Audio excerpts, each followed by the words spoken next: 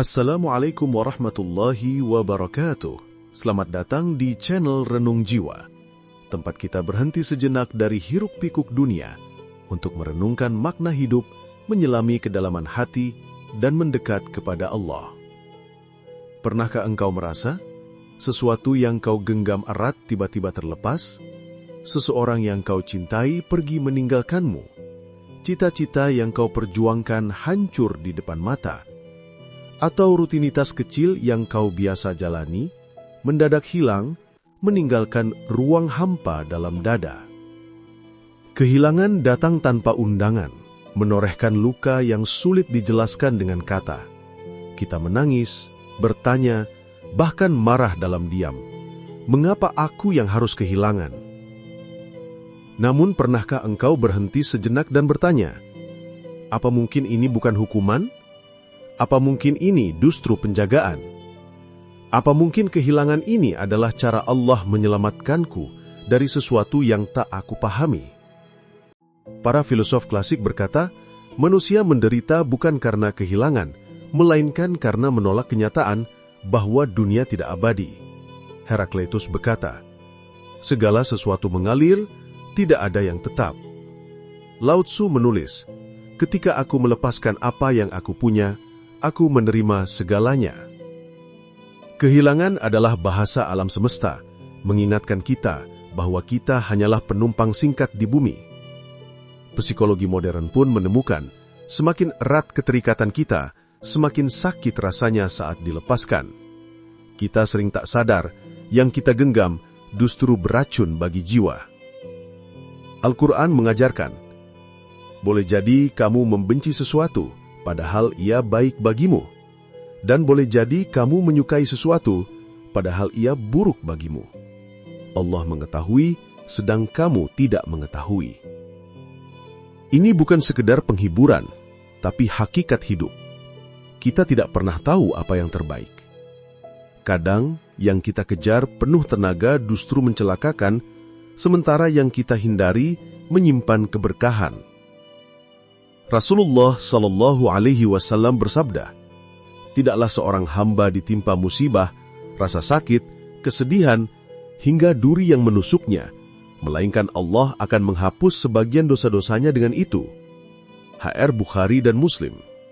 Kehilangan adalah proses pembersihan jiwa, pengangkatan derajat, sekaligus bentuk kasih sayang Allah. Bayangkan seorang anak kecil bermain pisau tajam. Ia tertawa, merasa itu mainan indah. Lalu ibunya merebutnya. Anak itu menangis, merasa dikhianati. Padahal sang ibu menyelamatkannya. Begitu pula kita di hadapan Allah. Kita menangis saat sesuatu diambil, padahal Allah tahu jika itu tetap bersama kita, justru akan menghancurkan hidup kita. Nabi Ibrahim alaihissalam, setelah lama menanti, Allah memberinya Ismail. Namun Allah memerintahkan Ibrahim untuk mengorbankannya. Kehilangan terbesar seorang ayah. Tapi justru dari ujian itu lahirlah syiar kurban hingga akhir zaman. Kehilangan Ibrahim bukan kehancuran, tapi jalan keselamatan. Nabi Yusuf alaihissalam dibuang ke sumur oleh saudara-saudaranya. Kehilangan kasih sayang dan rumah.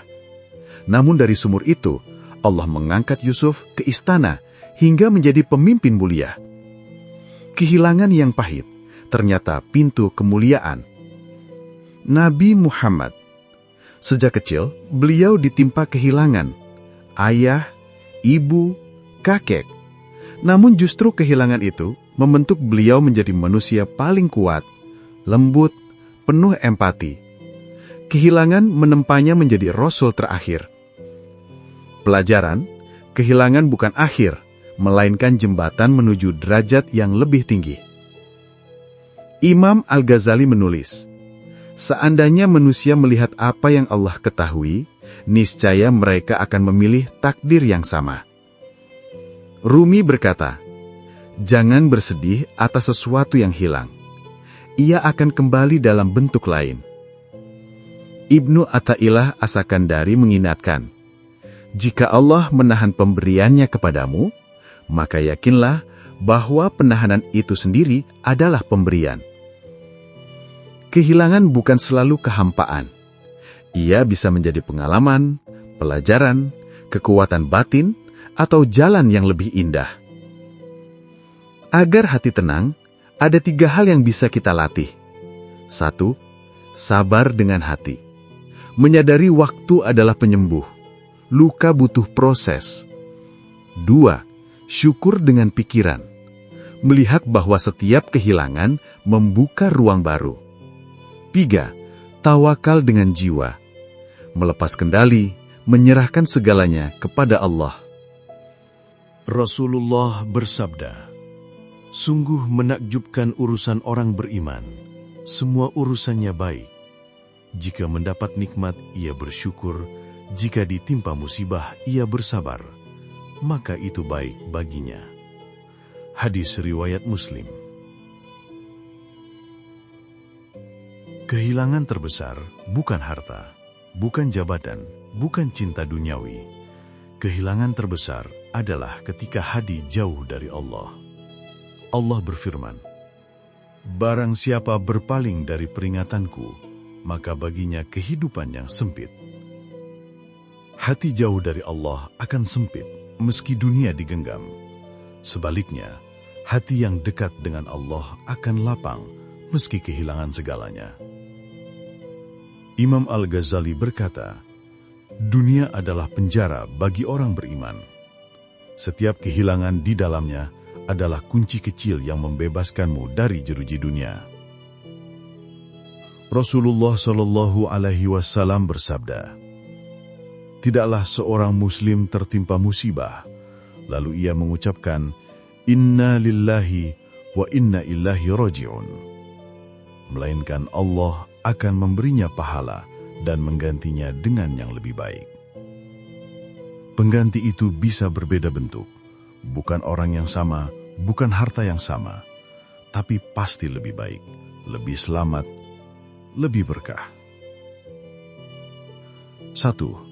Melepaskan bukan berhenti mencintai, tapi mencintai dengan benar, tanpa mengikat, siap bila Allah mengambil kembali.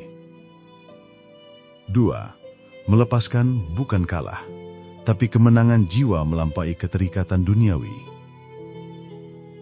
3. Melepaskan bukan kehilangan segalanya, sebab di akhirat Allah simpan semua dalam bentuk pahala. Rumi berkata, "Jangan menangis karena sesuatu berakhir, tersenyumlah karena itu terjadi." Saudaraku, mungkin engkau sedang berada dalam malam yang gelap, tapi malam tak selamanya, akan datang fajar. Maka mari kita berdoa, "Ya Allah, jika Engkau ambil sesuatu dari kami, jadikan itu jalan mendekat kepadamu. Jika Engkau jauhkan seseorang dari kami, jadikan itu penjagaanmu. Jika Engkau hancurkan rencana kami, gantikan dengan rencanamu yang lebih indah.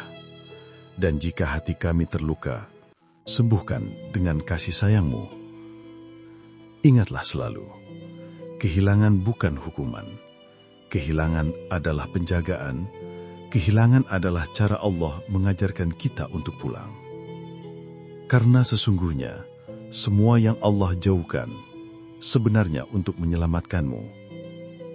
Jika video ini bermanfaat, jangan lupa berbagi dan meninggalkan komentar. Sampai jumpa di renungan selanjutnya. Semoga pengingat ini menjaga hati dan pikiran kita dalam kebaikan. Wassalamualaikum warahmatullahi wabarakatuh.